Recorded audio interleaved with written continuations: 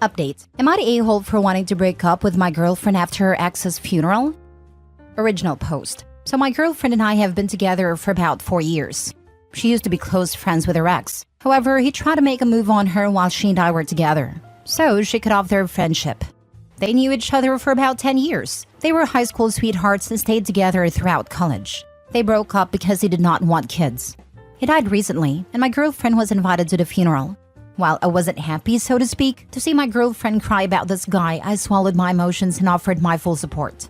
She asked me to come with her, and here's where things get messy. She kept talking about she wishes they never broke up in the first place, and that she's never met someone who she loved as much as him. She made a speech about how she says that if things had been different, they'd be a happy family with children. I had to force myself not to say anything then. Now we're back home, she hasn't said anything about what she said. I'm so close to just leaving, but I just don't know if she only said that out of grief. Now for the top comments before reading the update. She would have left you in a heartbeat if he had told her he was ready for kids. You're not her first choice. Yeah, imagine when the guests head over to Opie's girlfriend. Guests and family. That was a lovely speech. They look at Opie. Oh, who are you? Opie, her boyfriend. Guests and family. Oh, it's messed up. Me? I'm just a guy filling in for the dead guy. OP, you do not want to be Will Smith. You do not. GTFO. Not a-hole. People can say, be understanding. She's dealing with a heavy loss. But that doesn't magically fix the sting of the words she said that hurt you. If this was within 6 months of the breakup, maybe I'd be more understanding. However, you've been together for 4 years. They ended due to his desire to not have children. So not only is she hurting you, she's lying about the dead guy by telling everyone the fantasy life she'd imagined for them, as if it was holy writ. She's more than allowed to feel grief due to their decade-long history. However, she's not allowed to treat you as less than, second, or just good enough. You 100% deserve someone who puts you first always, with very rare exceptions, and this ain't one of them, honey, as I'm sure you've done for her. Heck, you went with her to the funeral of her ex because she asked. You were there for her, and she showed you where you rank in the grand scheme of things. Leave for you. Choose to put yourself first, because guess what? She showed you in a room full of people where you rank. You deserve more than this betrayal. Maybe by if things had been different, she meant if he'd wanted kids, or something like that. If she's already in if-only land, it's not a huge stretch for her to think if he'd wanted kids, we would have stayed together. And if we'd stayed together, we would have had kids. And maybe he wouldn't have been in the situation that led to his death because of the butterfly effect or something. Who knows? OP should leave her. It sucks to be the settled-for backup, and she shouldn't be saying these kinds of things where he can hear. Or honestly, even where he can't. Now for the update. Hello everyone. It's been a stressful couple of days, and my post got a lot more attention than I expected. It was overwhelming, to be honest. It's been a week since the funeral itself, and I've been talking to some friends, as well as reading comments on my last post. Truth be told, I've been hesitant to talk about this to my girlfriend because she's still been depressed. She's not talking to me at all, and I've been taking care of everything around our place. She's just been laying in our bed. I've tried to talk to her, but she just shuts me out. I've been reflecting on our past relationship and realized a couple things. My girlfriend was never as passionate with me as she was with her ex. She never did anything as romantic or thoughtful for me when compared to her ex. For example, she's never gone traveling for more than 3 days with me, but she traveled often with her ex, sometimes for years. It's not like I haven't offered, I was simply told to get over it, and that each relationship is different, and people said stuff like, if she wanted to be with her ex, she would be. Something also to note is that some of you actually pointed my attention to another post. One that's about a girl going to her ex's funeral. I read a post, and I don't know if it's actually my girlfriend or not. Some details are different, like our age. We're both 30. Also, I never said anything about breaking up with her for going to the funeral. I wasn't exactly happy to see her mourn the guy who wanted to sleep with her while she was with me, but I didn't actually say anything. Now, the post admitted that she actually cheated. I thought about this for a second, but it doesn't matter. Because if she cheated or not, I already broke up with her. I did have a talk with her. She refused to at first by not responding to me, but when I told her I was leaving, she finally said something to me. I basically told her that I feel crap ever since she said those things at a funeral. How I feel like she would rather be with her ex than me. That I felt like her second choice. She started to yell at me, calling me selfish and that she's lost one of the most important people in her life, and I shouldn't make this about me. I was too tired to try to yell back. My things were already packed up.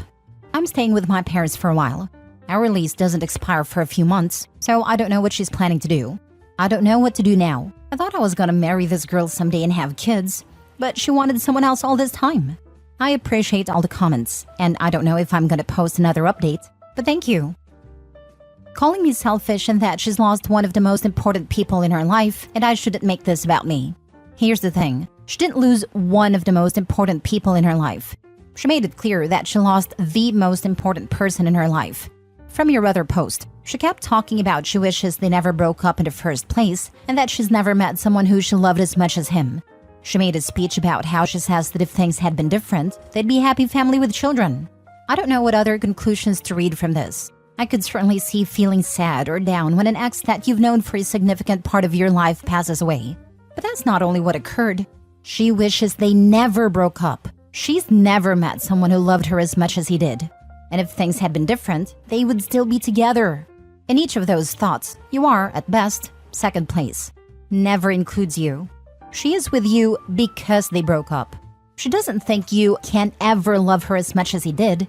And if things were different with him, she would not be with you. Is she mourning him and the significance he had had in her life? Or is she mourning someone she still loved and mourning the loss of the opportunity to still be with him? You're not selfish, and you do not want to be with someone where you will always be a placeholder. I think this is an excellent take. I have a friend whose ex died a while back. They were together for a few years, and they ultimately broke up because of incompatible life goals. They were both really torn up about it, and it took her a while to move on, but she did. As time went on, she would sometimes talk about things in their relationship that weren't that great, or she looked back on now and saw some other issues that were glossed over in the moment.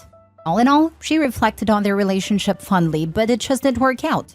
She dated some other people, but nothing serious. Then, he died in a tragic accident and she was devastated. And I truly understood. Their relationship had been quite serious, probably the most serious one she'd ever had. They broke up so they could both be happier living the lives they wanted, but then he died. He's not out there living his life. He's gone. It took time, nearly a year, but today she truly has mourned him and moved on. There is no what ifs or the one who got away. They made their decision back then that there was no future between them. She hadn't been pining for him the whole time. What she mourned was him losing his future and the pain that his loss caused his family. She's back out there dating again and really does seem ready now. OP's ex clearly hoped that her ex would change his mind and had been dating OP to keep herself occupied until that time. Now that her ex is gone, he's going to forever be on a pedestal and no one else will ever measure up. I hope she gets some therapy so she can move on for real and stop lying to herself about what she's doing. Man, you are doing the right thing. You absolutely deserve someone who loves you as the first priority. I wish you all the best for your future. OP has finally decided to stand up for himself and we are all proud of him for doing it. For her to scream that she lost one of the most important people in her life really dodged a bullet. This, like, damn ma'am, did you hear nothing he just said to you? Nope, because she only cares about herself. Might be why her ex dumped her. Hard to date somebody when their head is up their own behind. Last story. Update. Am I the a-hole for rolling my eyes at my boyfriend's proposal because it took 25 years of me begging? Original post. Yesterday after dinner, my 52 female boyfriend of 30 years, 53 male, proposed to me. He just walked towards me holding a box and said to open it. It was a ring, and I had pictured this moment a million different times, but never thought I'd be so apathetic. My boyfriend then said that he was retired now and wants to kick back and enjoy life with me, and would love to do it all with me as his wife. And I speech and all, but from the 5-year mark of our relationship onwards, I had been making clear my deep desire to marry, and was consistently dismissed, given empty promises, gaslit.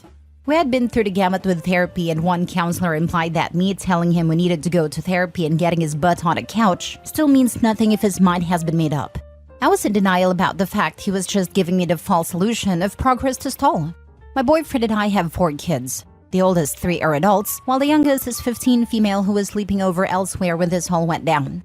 All of our kids went to a private school filled with typical Southern soccer parents. I had to endure PTA mom's jabs about me not sharing a last name with my kids. Preteen years were hell, because the other kids would taunt my kids by saying, "Your dad would rather sin and go to hell than marry your mom." My boyfriend's mom would tell him marriage would be selfish on my part. It is just a piece of paper. My boyfriend ended up rising up the ranks until he became an executive. I was his stay-at-home mom, so I felt like there was always a power imbalance, exasperated by the fact I could be tossed away any time. I partly did stay because I wanted my kids to have the best life, and because I felt lucky and proud to be partnered with such an intelligent, successful man, but also because I loved him. These past few years, my boyfriend's career has taken a downturn. He will never be poor, but a company he was part of took a nosedive during 2020, and he had made enemies out of associates and board members. He decided to step back from his role and take the generous severance agreed upon. Now he is living off his investments and wants to relax. I did not like how his career ended and how he treated people, and had been deciding whether I wanted to leave and find somebody else after our youngest turns 18. So, the proposal was a shock because I should hope that he noticed I have avoided conversations about the future as of late. He rattles on about downsizing our house so we can travel, but also cutting back on our other expenses. But we're not married, so it's all his money/house anyway. He did notice my eye roll and was offended. He asked what's wrong, and I said that suddenly now that he's downsizing I'm good enough to marry? He got mad and said that now that he's downsizing and no longer an executive, I suddenly think our relationship is disrespectful, and started implying I was a gold digger. I was so angry I walked out. I said I might just go out looking for a respectful relationship because I don't know what respect is anymore.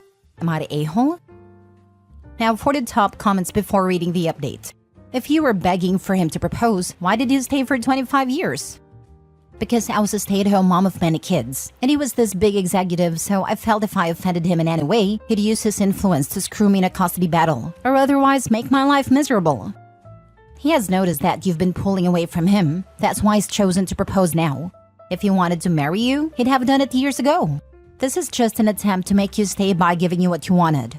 The retirement is just a convenient excuse. Some studies seem to indicate that as men experience a drop in testosterone, they suddenly start to value relationships a lot more, with both their kids and their partners. Depending on just how poorly they've treated everyone, they may find they've burned those bridges, leaving them no choice but to get a new wife and start a whole new family at 50. I'm sort of kidding about that last bit, but it's why I'm not sure what I make of the studies. They provide convenient cover for do-over families instead of putting in the work to atone for the harm one has caused. All of that to say, it's theoretically possible that now that his career has failed, he realized just how much he does in fact want OP to be his permanent partner. But it's still crappy of him to think just because his mind has finally changed, she should be happy. And in her shoes, I'd walk. What did he expect? What did you expect? Like seriously, you wanted a marriage but you stayed half your life with someone so set on making you the bad guy for wanting that until recently? Why would you stay with someone like that? Why would you reproduce with someone like that? Several times. It's just disappointing for your kids to suffer that much bullying for this. Like all for nothing. I don't know who the a-hole is, but unfortunately for him, he kinda missed his chance. And unfortunately for you, you put yourself in a box. Not the a-hole for rolling your eyes, but everyone sucks here. You for enabling him to do you dirty for 25 years. Get all of the privileges of being a husband without ever being your husband. You begged someone to marry you, the value you have which didn't, and you proceeded to have several children with him. Like, girl, stand up please. He wasted your whole life and now he's playing in your face. Now for the update. At the time of my original post, my boyfriend and I had not spoken since the engagement fight. I've been with him long enough to know that when he goes and closes the bedroom door before I get in, that's a signal that I should sleep in one of the guest rooms. So I did that. However, this morning I broke the ice. I told him about how dismissed I felt over the years. I also said that we are both in our 50s, and these last few years have taught us that people at work who kiss the ground you walk on one day can easily turn on you the next. And true partners in life are valuable and hard to find, so I wished he'd treat me like I'm valued. Instead, he treats me like he thinks prettier, better, and just as loving is always around a corner. I apologized for the eye roll, but told him that if he wants marriage, I want a quick committed timeline and genuine happiness from him to be marrying me. I don't need a big party. He listened to me and finally asked if this was about the money/security. He told me that being an executive's girlfriend required things of me, but if I wanted to work, I could have. He said he doesn't think I'm grateful enough for the position in society I was in due to his career. But that is not mad about the eye roll. He said he didn't succeed by being that sensitive. He went on to say I was not his prisoner, so I can leave at any time. But to remember he won't tolerate being made my prisoner either via manipulation. He said that for what it's worth, the engagement ring is mine and I could do whatever I wanted with it. He will also not be accused of not providing for his daughter, so be assured he won't shirk child support. But that it felt what I said before was emotional blackmail. So he no longer wants to go forward with marrying, but says if I'd like to travel with him, that's fine. Him traveling is non-negotiable, and so if I wanted to get a job, it would have to be a remote job. It was a sad conversation, and I spent a few hours alone after that. I felt I had nothing to lose, so I just asked him if he would support me getting an associate's. But that most associates for technical careers were in person. I then dropped the bombshell that if I wasn't traveling with him, he wasn't going to go those periods without sex. I was astounded by his callousness, because he's back to take it or leave it. We fought again with me saying we're all feeling the effects of age. I've supported him through health issues, and if he thinks he can just find somebody who has that loyalty I've shown him, he's wrong. At this point, I'm looking for ways out. I can't say I haven't been tempted to say I'll travel with him and try to get a remote job, but also realize how resentful I am that he continues to need to have the power in the relationship. I don't think I'll ever know my value truly, but something's telling me there has to be a better out there, at least in a partner.